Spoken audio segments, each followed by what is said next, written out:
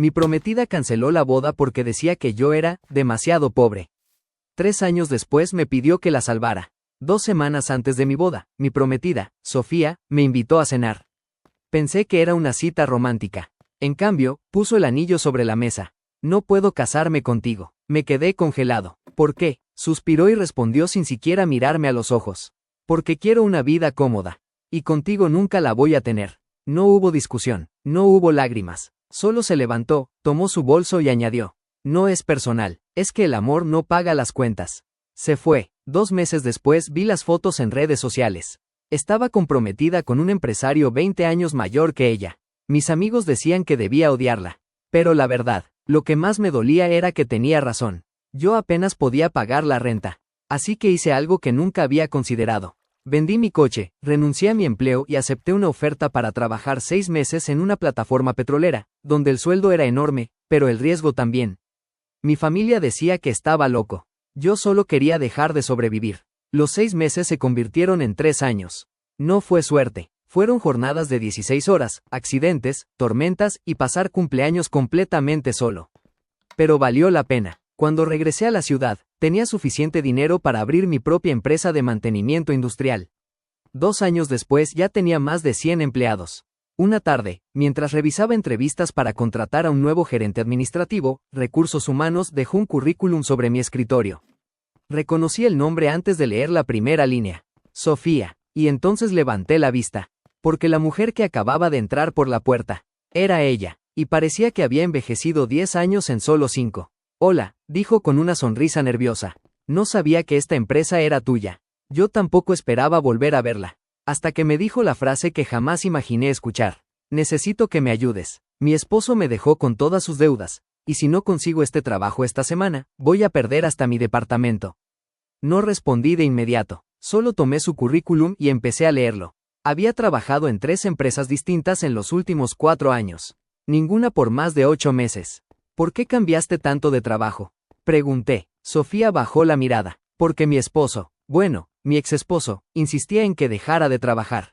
Decía que él podía mantenerme. Cuando el negocio empezó a ir mal, ya era demasiado tarde. Cerré la carpeta. 5 años atrás ella me había dicho que el amor no pagaba las cuentas. Ahora estaba sentada frente a mí porque las cuentas ya no las podía pagar el hombre por el que me dejó. No sentí satisfacción, solo una extraña sensación de que la vida daba vueltas muy raras. Entonces, preguntó con voz temblorosa, ¿me vas a contratar? Respiré hondo. No, vi cómo sus hombros se desplomaban. Pero no es por lo que pasó entre nosotros. Me miró confundida. Este puesto requiere experiencia dirigiendo equipos grandes. Tú simplemente no cumples con el perfil. Por primera vez desde que entró, vi lágrimas en sus ojos. Lo entiendo. Se levantó lentamente y tomó su bolso. Antes de salir, se detuvo. Quiero decirte algo. Nunca dejé de sentirme culpable por cómo terminé contigo. No contesté. Esperé a que cerrara la puerta. Pensé que ahí acabaría nuestra historia. Pero esa misma noche recibí una llamada de un número desconocido. Contesté. Del otro lado se escuchaba la voz de un hombre completamente desesperado. ¿Usted conoce a Sofía? Sí. ¿Quién habla? Soy su vecino. Se desmayó en el pasillo del edificio. Los paramédicos encontraron su número entre sus contactos de emergencia. Me quedé helado, porque yo jamás había vuelto a darle mi número. Entonces entendí algo. Durante todos esos años, ella nunca lo había borrado.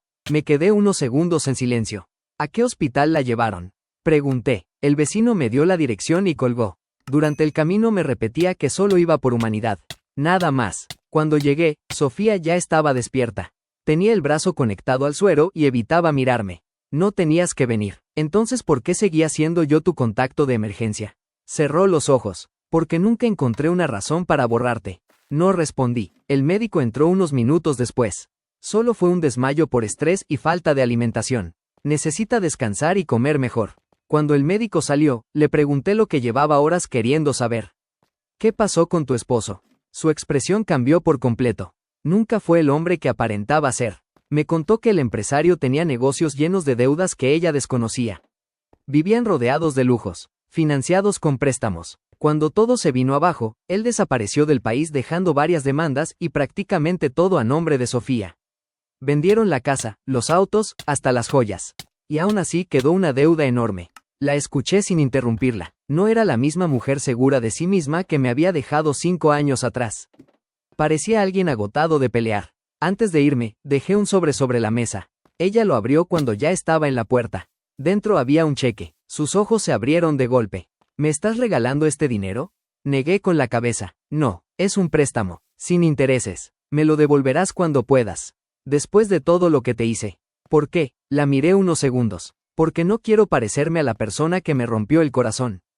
Salí del hospital convencido de que ese era el final. Pero 2 días después recibí una llamada de mi director financiero. Su voz sonaba preocupada. Necesitas venir a la oficina de inmediato. ¿Qué pasó? Alguien intentó vender información confidencial de tu empresa, y el nombre que aparece en los correos electrónicos nos resulta muy familiar. ¿Quién? Hubo un largo silencio antes de que respondiera. El exesposo de Sofía, y en ese momento entendí que aquel hombre no solo había destruido la vida de ella. Ahora también iba por la mía. Llegué a la oficina en menos de 20 minutos. Mi director financiero ya tenía impresos varios correos electrónicos. El remitente usaba un nombre falso, pero la cuenta bancaria donde pedía el dinero estaba vinculada a una empresa del exesposo de Sofía. No estaba intentando robarme dinero directamente. Quería vender los contratos, las listas de clientes y los proyectos de mi empresa a la competencia. Si lo lograba, años de trabajo podían desaparecer en cuestión de días. Llamé a mi abogado. En menos de 1 hora presentamos una denuncia y comenzamos a rastrear de dónde salía toda la información. Lo que descubrimos fue peor de lo que imaginábamos. El exesposo de Sofía todavía tenía acceso a varias cuentas de correo que ella había usado cuando estaban casados. Él pensó que ahí encontraría datos para chantajearme o negociar con alguna empresa rival. Pero no sabía que nuestro departamento de seguridad informática llevaba semanas monitoreando movimientos sospechosos. Decidimos no detenerlo de inmediato. Lo dejamos creer que todo iba saliendo según su plan. 3 días después aceptó reunirse con un supuesto comprador. El comprador era en realidad un agente encubierto. Cuando abrió la computadora para mostrar los archivos robados, la policía entró al lugar. Fue arrestado en ese momento por fraude, robo de información y falsificación de documentos relacionados con varias empresas, no solo la mía. El caso apareció en las noticias durante semanas. Sofía fue llamada a declarar. Gracias a los registros bancarios y los documentos recuperados, se comprobó que muchas de las deudas estaban a nombre de ella mediante firmas falsificadas. Meses después, un juez anuló gran parte de esas obligaciones y ella pudo empezar de nuevo. Una tarde apareció en mi oficina. Esta vez no llevaba un currículum, solo una pequeña caja. ¿Qué es esto?, pregunté. El anillo. Era el mismo que me había devuelto años atrás. Lo encontré mientras empacaba mis cosas.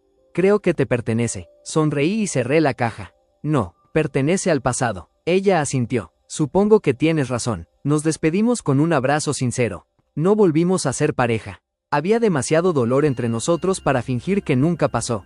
Pero tampoco terminamos como enemigos. Meses después conocí a alguien que me quería por quien era, no por lo que tenía. Y cuando finalmente me casé, entendí algo que nunca había comprendido el día en que Sofía canceló nuestra boda. No perdí al amor de mi vida.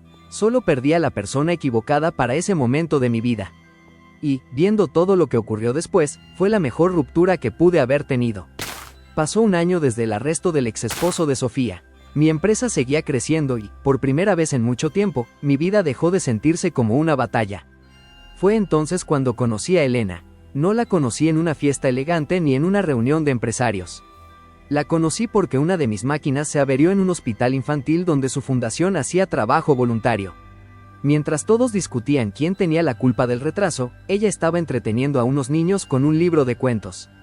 No tenía idea de quién era yo, y eso fue lo primero que me gustó. Las semanas siguientes coincidimos varias veces. Nunca me preguntó cuánto dinero ganaba. Nunca quiso saber cuántas empresas tenía. Le interesaba saber cuál era mi película favorita, por qué odiaba el café y por qué siempre llegaba 5 minutos antes a cualquier cita. Con ella no sentía la necesidad de demostrar nada. Simplemente podía ser yo. Una noche, mientras caminábamos por un parque, le conté toda la historia con Sofía. Cuando terminé, Elena solo tomó mi mano. Debió doler muchísimo. Sí, entonces prometo que jamás voy a usar tu amor como una herramienta para conseguir algo. En ese instante entendí que había encontrado a la mujer correcta. No porque fuera perfecta, sino porque era perfecta para mí. 6 meses después le pedí matrimonio. Aceptó entre lágrimas. La boda fue sencilla. Solo estuvieron nuestras familias y los amigos que habían permanecido a nuestro lado cuando las cosas iban mal. No hubo revistas, no hubo lujos exagerados, solo personas que realmente se alegraban por nosotros. Mientras bailábamos la primera canción, pensé en todo lo que había pasado. Si Sofía no me hubiera dejado, nunca habría conocido a Elena. 2 semanas después de la luna de miel, mi secretaria tocó la puerta. Hay una mujer que insiste en verte. Cuando levanté la vista, vi a Sofía. Parecía nerviosa. Solo necesito 5 minutos. La hice pasar. Quería felicitarte por tu boda. Gracias. Se quedó callada. Después respiró hondo. También quería decirte que cometí el peor error de mi vida. No respondí. Si pudiera regresar el tiempo, jamás te habría dejado. La miré con tranquilidad. Ya no sentía enojo, ni tristeza, solo paz. Pero no puedes regresar el tiempo. Las lágrimas empezaron a correr por su rostro. ¿Nunca pensaste en darme otra oportunidad? Negué lentamente. La oportunidad existía hace años. Hoy tengo una esposa que me ama por quien soy. Y jamás pondría en riesgo ese matrimonio. Sofía comenzó a llorar. Todavía te amo. Tal vez extrañas la vida que imaginabas tener conmigo, no a la persona que era. Ella no pudo responder. Antes de irse, preguntó casi en un susurro. ¿De verdad eres feliz? Sonreí sin esfuerzo, más de lo que alguna vez imaginé. Durante los siguientes meses, Sofía intentó escribirme varias veces. Mensajes de cumpleaños, mensajes de Navidad, incluso una carta pidiéndome que al menos fueran amigos. Nunca la bloqueé, pero tampoco respondí, no por rencor, sino por respeto. Cada vez que veía a Elena dormida en el sofá después de un día largo, o riéndose mientras cocinábamos juntos, recordaba algo muy simple. El amor correcto no te hace elegir entre la paz y la pasión. Te da ambas. Y entendí que el mejor, te arrepentirás, nunca fue verla suplicando una segunda oportunidad. Fue haber construido una vida tan feliz, que ya no necesitaba mirar hacia atrás.